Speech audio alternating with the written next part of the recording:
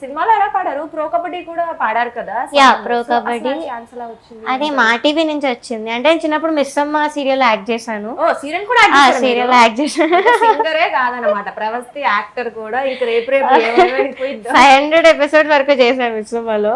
అంటే ఏ ఏజ్ లో చేశారు? I was 7 years old అప్పుడు. Okay, lead role? మెయిన్ రోలే. అంతా చాలా ఏంటి ఆ రోల్ కూడా బెగ్గర్ లాగా అలా లైక్ అమ్మాయి తప్పిపోతున్నమాట చిన్నప్పుడే మదర్ నుంచి, మెయిన్ క్యారెక్టర్.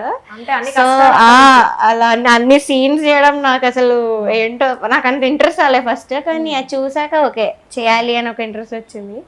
సో చేశాను. దాంతో సూపర్ సింగర్ 9 లో కూడా వచ్చా మా టీవీలో. అంటే టీమ్స్ గా చేశారు అప్పుడు.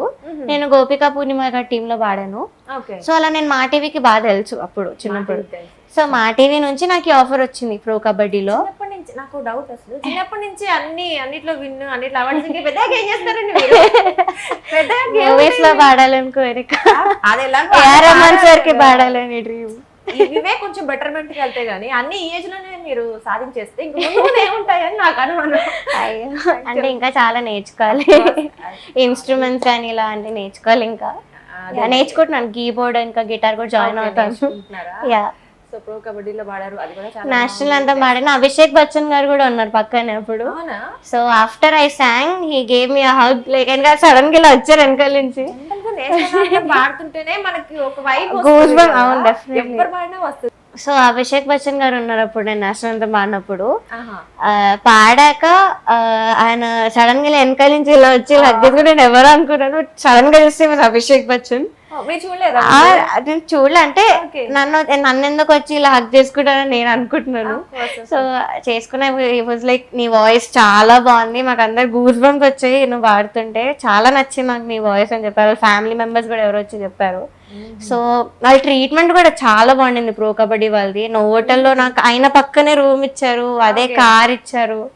So yeah best experience definitely. అంటే మనకి జనరల్ గా ఎవరు పాడినా వస్తుంది, జనరల్ గా నేషనల్ యాంథమ్ అంటే వస్తుంది. ఇందాక నుంచి నువ్వు పాడుతుంటే నాది అదే సిచ్యువేషన్, పాట పాడినా గూస్ బంప్స్ వస్తున్నాయి. సో నిజంగా చాలా బాగుంది అది కూడా. లైక్ ఇళయరాజా గారిది కూడా మీకు చాలా ఇష్టం, ఆయనకు కూడా మీరంటే చాలా ఇష్టం, కాంప్లిమెంట్స్ ఇచ్చారని చెప్పారు కదా. సో ఆయన సాంగ్ ఏదైనా ఒకటి మీకు నచ్చింది? ఆయన సాంగ్ నాకు జానకమ్మ చాలా ఇష్టం కాబట్టి ఆవిడ పాట పాడతాను. ఇళయరాజా సార్ ఆయన సంగీతంలో ఇద్దరికి డెడికేట్ చేస్తూ. Nice nice. సన్నజాజి పడక మంచే కాడ పడక చల్లగాలి పడక మాట వినకుంది ఎందుకే,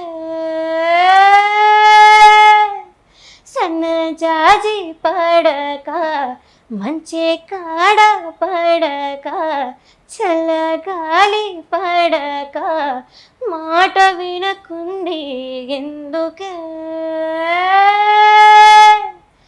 అడిగితే సిక్కేసిందే సిక్కులో మొక్కేసిందే, మొక్కలో బొక్కే కంది పోయేనే, సన్నజాజి పడక మంచే కాడ పడక చల్లగాలి పడక మాట వినకుంది ఎందుకే. మేము పాట వినాలనుకుంటున్నాం, మేము మాటలు అందుకే పాట మాత్రమే పాడిస్తున్నాం. Thank you.